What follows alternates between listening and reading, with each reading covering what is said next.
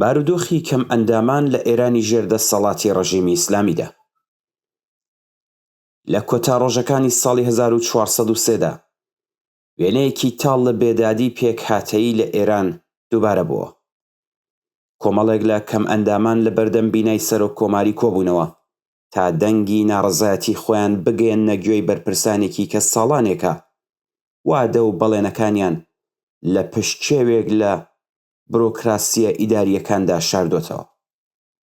ئەم ناڕەزایەنە هێمایەکن لە نزیکەی 9,500,000 کەسی کەمەندام لە ئێران کە نەک هەر بەردەوام بەهۆی گرفت و بێتوانایی جەستەیی و زەینی لەگەڵ کۆمەڵێک ئاستەنگ بەرەو ڕوو دەبنەوە، بەڵکو لە ژێرباری گوشاری ئابووری و پشتگوێخستنی سیستماتیکی حکوومەتیشدا پەراوێزخراوە. بە پێی ڕاپۆرتەکانی ڕێکخراوی بێزیستی تەنها 3 ملیۆن کەس لە کەم ئەندامان لە ژێر چاودێری و خزمەتگوزاری ئەم ڕێکخراوەدان و ئەم ژمارەیەش 1,600,000 کەسیان بوچەی لە کارکەوتووی وەردەگرن. ئەمە لە کاتێکدایە کە یارمەتی مانگانەی ئەم کەسانە لە نێوان 1 بۆ 3 ملیۆن تمەن یان بۆ واتایەکی تر بۆ 30 دۆلاردایە. یارمەتێکی کە تەنانەت لە باشترین حاڵەتدا کەمترە لە 1 لەسەر 10 هێڵی هەژاری فەرمی وڵات. سەید جەواد حوسێنی سەرۆکی ڕێکخراوی بێزیستی بە بانگەشەی زیادکردنی یارمەتیەکان لە 320,000 تمەنەوە بۆ 3 ملیۆن تمەن شانازی بەخۆیەوە دەکات، بەڵام واقعیەتەوەیە کە ئەم بڕە زیادکردنە لە سایەی هەڵاوسانی بەردەوامی 40% لەوەش کە هەیە بێ بایەختر دەبێت. بابەتێکی دیکە جێگەی نیگەرانیە بریتیە لە قورسایی هەژاریەکی لە ڕاددەبەدەر لەسەر ژیانی 530,000 کەمەندامی تند و زۆر تند کە نەکاریان هەیە نە هیچ سەرچاوەیەکی داهاتوو نە هیوایەک بە گۆڕدرانی دۆخەکە. حکوومەت بە تۆمارکردنی فەرمی تەنها 1,700,000 کەمەندام بەکردەوە بوونی زیاتر لە 80% ئەم کەسانە پشتگوێ دەخات، وەک ئەوەی کە ئەم مرۆڤانە لە حساباتی سیاسی ئەو سیستمەدا هیچ جێگایەکیان نەبێت.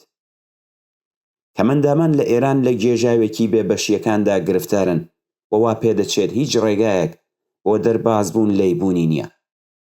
2 ملیۆن تمەن ڕەپارەیەکە کە ڕێکخراوی بێزیستی وەک یارمەتی ماگانە دەیدات بە کەمەندامانی تند. بۆ تێگەیشتن لە قوڵایی کارەساتەکە تەنها پێویستەوە بزانین کە ئەم بڕەپارەیە تەنانەت بەشی کڕینی یەک جۆر دەرمانی تایبەت یان دابینکردنی تێچووی پێداویستیە سەرەکیەکانی یەک ڕۆژی کەسێکی کەمەندامان ناکات. لە ناوچە سنووریەکانی وەک سیستان و بەلوچستان یان کوردستان ئەم بێبەشیە چەند هێندەیە، شوێنێک کە ئەو کەسانەی بەهۆی مینەجێماوەکانی سەردەمی شەڕ یان سەرکوتی کۆڵبەرانەوە کەم ئەندامان بوون لە بێدەنگیدا گیان لەدەستەدەن. شەقامەکانی ئێران بۆ کەمەندامان وەک مەیدانی مینوایە، ڕێگە و پیادەڕەوی نەگونجاو، دەستپێڕانەگەیشتن بە ئامرازەکانی گواستنەوەی گشتی و هەروەها ئەو ماڵ و بینا حوکمیانەی کە سەرەتاییترین ستانداردەکانی پێویستیان بۆ کەم ئەندامان تێدا ڕەچاو نەکراوە. بەڵام کەم ئەندامانی دەرونی و زەینی تەنانەت لەگەڵ دیوارێکی بەرزتریش بەرەڕوو. تێڕوانینی سوکایەتی ئامێزی کۆمەلگا و ئەو تا بۆ کولتوریانەی کە بنەماڵەکان ناچار دەکەن ئەوان لە کونجی ماڵەکاندا بشارنەوە. ئەگەرچی مادەی 27 یاسای پشتگیری لە مافی کەمەندامان دامەزراندنی 3% ئەم کەسانەی لە ناوەندە حوکمیەکاندا کردووە بە بابەتێکی پێویست، بەڵام ئاماری ڕاستەقینە نزیک بە 0. خاوەنکاران تەنانەت لە ئەگەری دامەزراندنی کەمەندامان بە حەقدەستێکی زۆر کەم و لە هەلومەرجێکی سوکایەتی ئامێزدا کاریان پێدەکەن.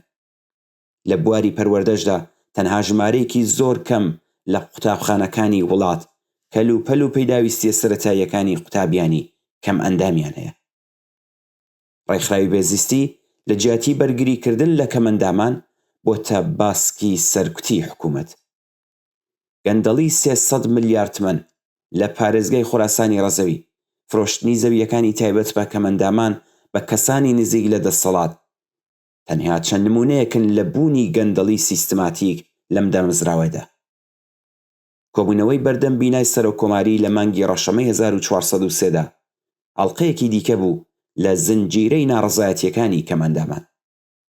پێشتریش لە مانگی بەفرانباری 1402دا کۆمەڵێک لە کەم ئەندامان بە کۆبوونەوە لە بەردەم ڕێکخراوی بەرنامە و بودجە خوازیاری جێبەجێکردنی مادەی 27 یاسای پشتگیری لە کەم ئەندامان بوون. مادەیەکی کە بەناو مافی مانگانەی یەکسان لەگەڵ لانیکەمی حەقدەست گەرانتی دەکات، بەڵام هیچ کات نەچووە بواری جێبەجێکردنەوە.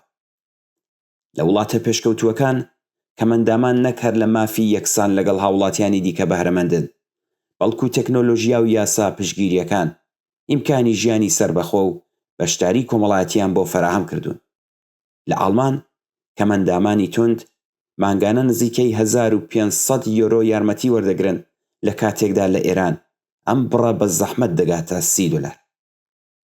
کەمەندامانی ئێران ئەمڕۆ لەسەر دۆڕیانی ترس و هیوا داوەستاون. لەلایەکەوە گوشاری ئابووری و بێباکی و کەمتەرخەمی حکوومەت زۆرێک لەوانی نائومێد کردووە و لەلایەکی دیکەوە تروسکایەکی بچووکی بەرخۆدان و خۆڕاگری لە شێوەی کۆبوونەوە و لە قاودانی مەدەنیدا هێشتا زیندووە. ئەزموونی جیهانی نیشانی دەدات کە باشتربوونی دۆخی کەمەندامان نەک هەر چاکە و مەرحەمەتی حکوومەت نییە، بەڵکو ئاکامی خەبات و تێکۆشانی بەردەوامی خۆیان و هاوپەیمانەکانیانە. تا ئەو کاتەی کە بودجەی ئێران لە پێناو سەرکوتی ناوخۆیی و ئاژاوە گێڕیە نظامیەکاندا خەرج دەکرێت، کەم ئەندامان ناچارن ئەم هەلومەرجە قبوڵ بکەن. بەڵام مێژوو سەلماندوێتی کە تەنانەت سەختترین دیوارەکانی ستەم و سەرڕۆیش سەرنجام ڕۆژێک بە ئیرادەی بە کۆماڵ تێک دەڕوخێت.